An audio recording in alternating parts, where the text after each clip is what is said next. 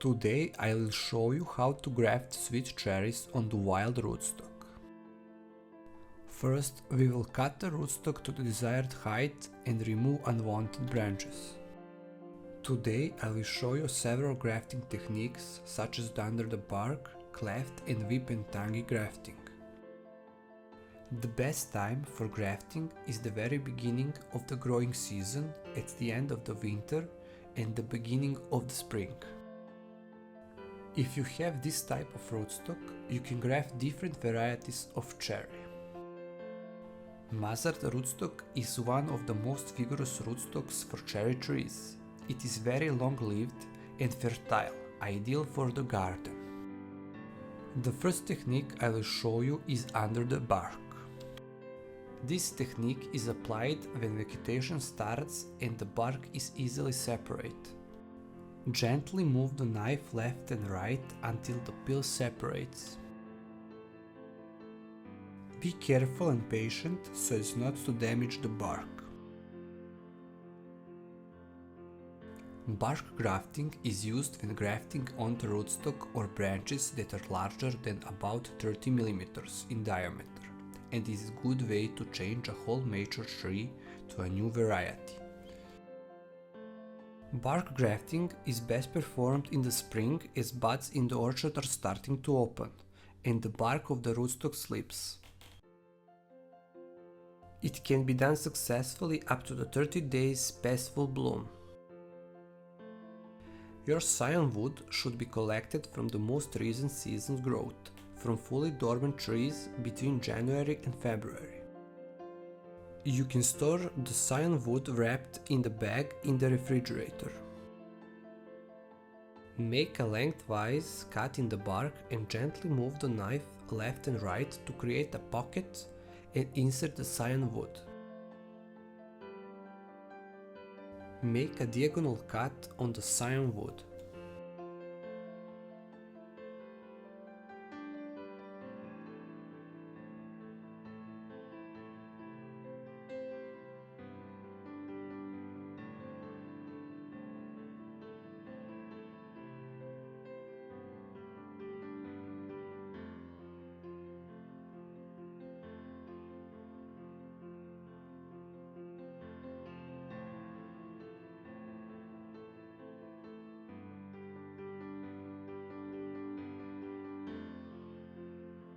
You can use parafilm or vinyl grafting tape, anything that will prevent water from getting in and drying out the scion branch.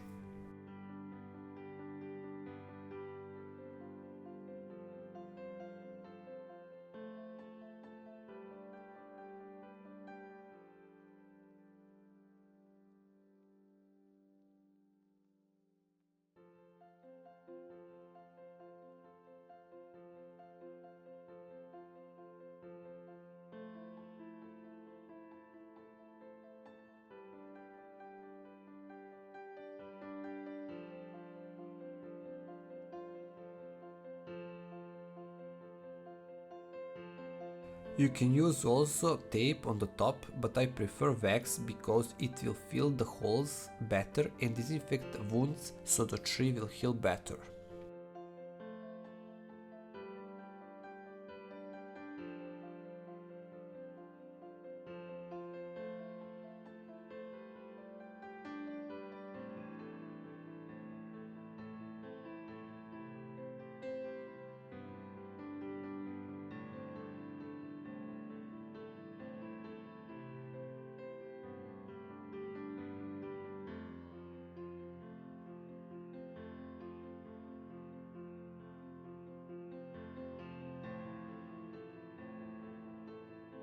Now I'm going to show you the cleft technique. Cleft grafting is a grafting method which allows the union of rootstock limb that is much larger in size than the scion piece. Cleft grafting is conducted in the late winter when both the rootstock and the scion are in a dormant condition. After taking the grafted branch, let's make it in a V shape so that we can press it into the cleft more easily.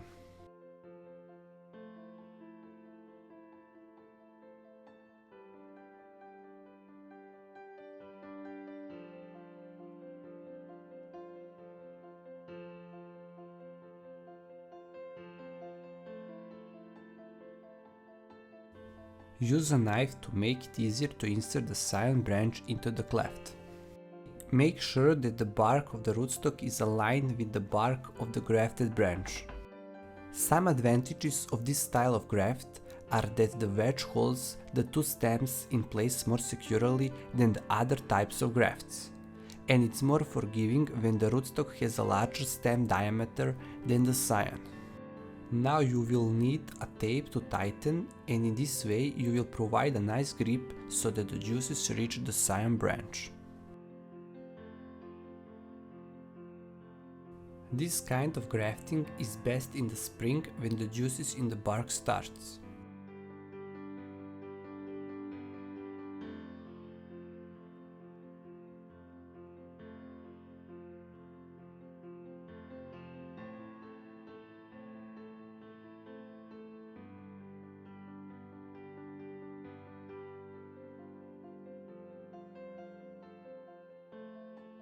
We will apply grafting wax to the top of the cleft, and in this way we will feel the possibility for water and the air to enter.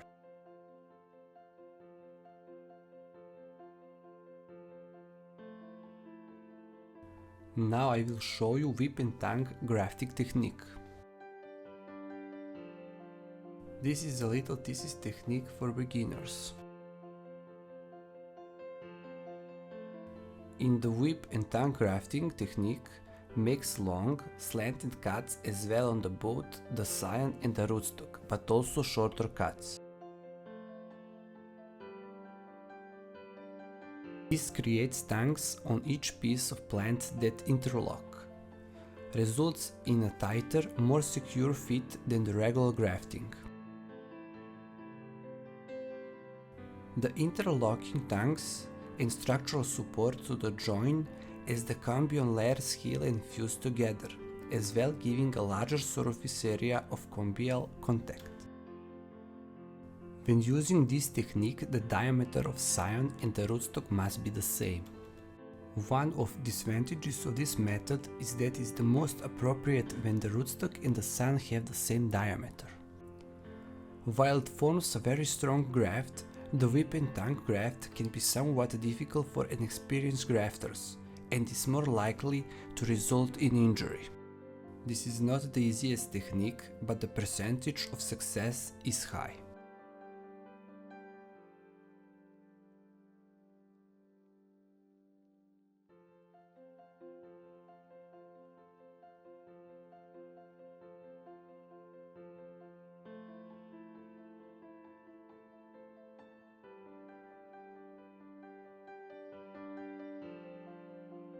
Always use parafilm or vinyl grafting tape, anything that will prevent water from getting in and drying out the scion branch.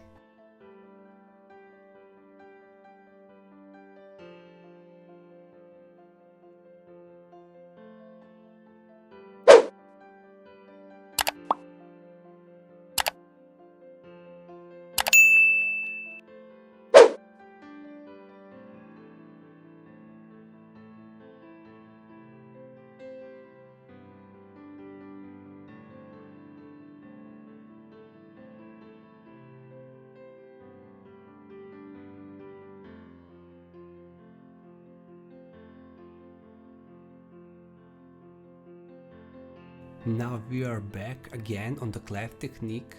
For me, it is the best for the beginners.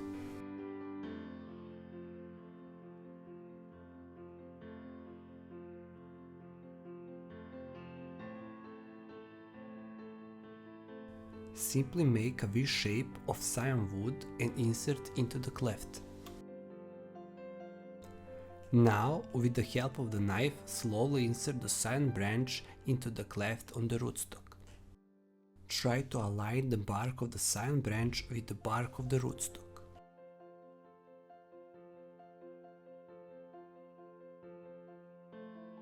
We are using tape to tighten the scion branch and to make the best possible contact. In this way, we will prevent the scion from drying out or water getting inside.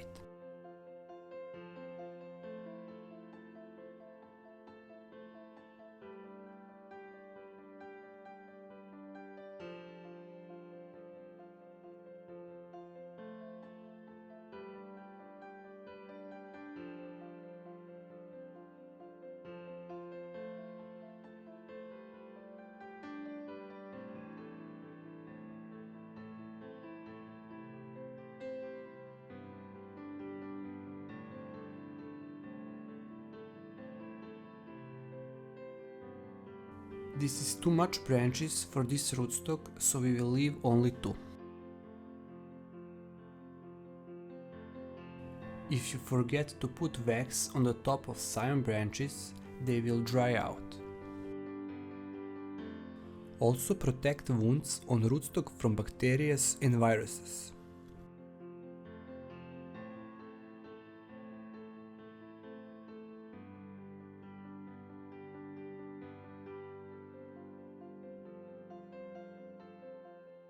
It is also important to remove the buds that grow from the rootstock. In this way you will ensure that energy reaches the grafted branch.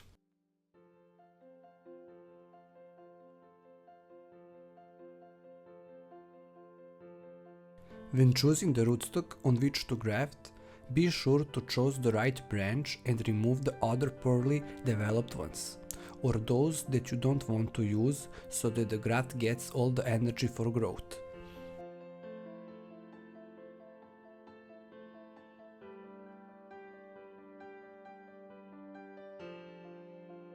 Don't forget to remove all buds from rootstock.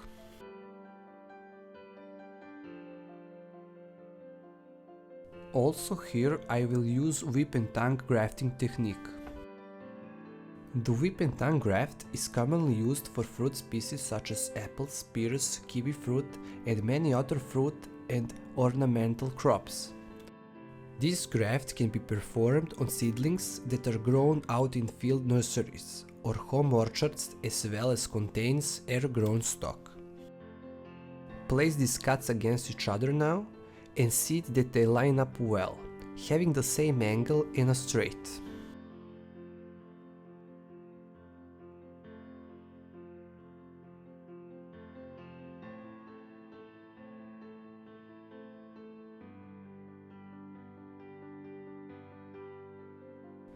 Bide and seal graft by wrapping it tightly top to bottom, twine covered with plastic tape or sealing with wax.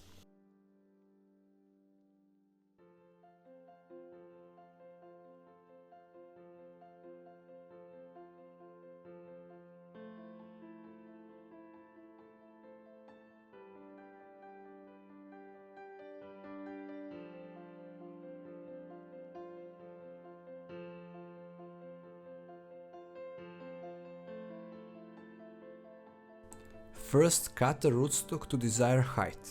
Then make cleft on the center of the rootstock with knife, but be careful not to damage the bark.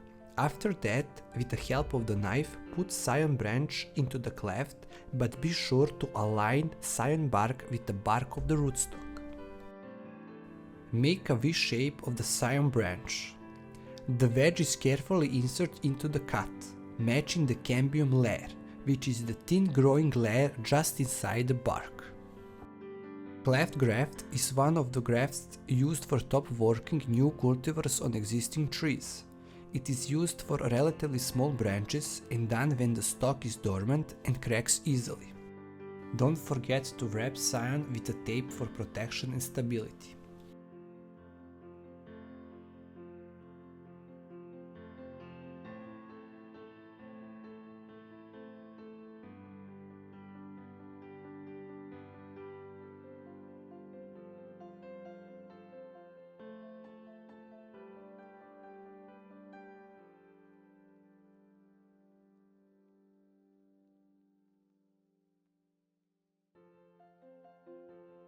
I use grafting wax with copper inside to disinfect and prevent water from entering. Wax is also good for better healing.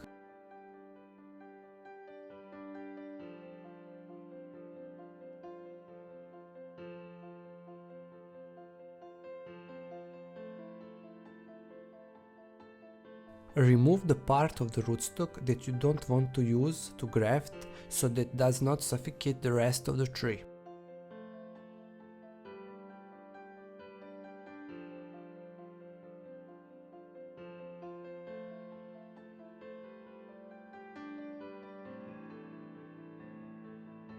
The rootstock also needs for protection because you don't want to dry out your tree.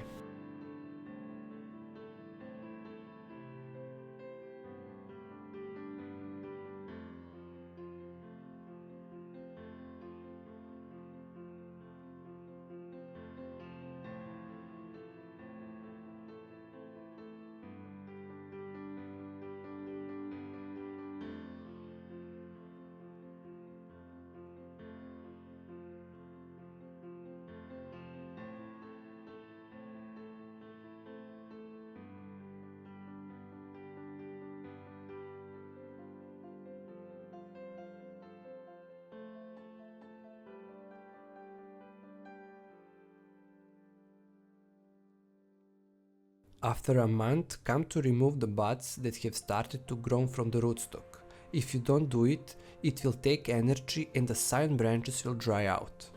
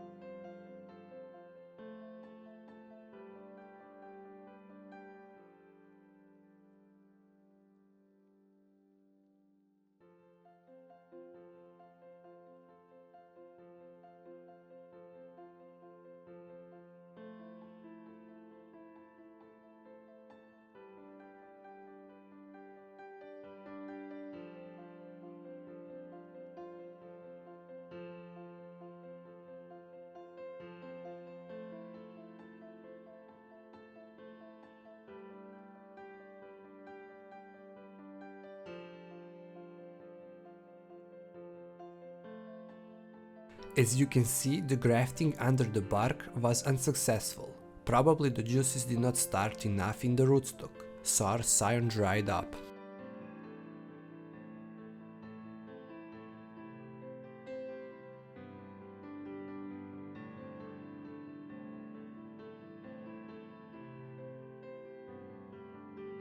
But we will leave this branch in order to repeat the grafting to the green or the next year. You have to regularly remove the buds that grows from the rootstock.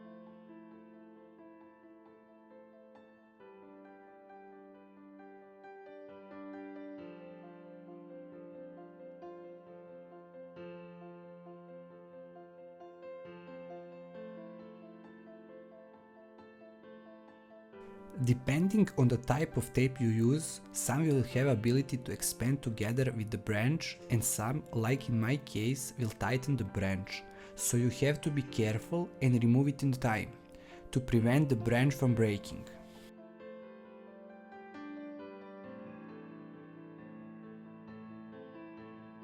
If you have any questions, write in comment section, and if you liked the video, please subscribe to the channel.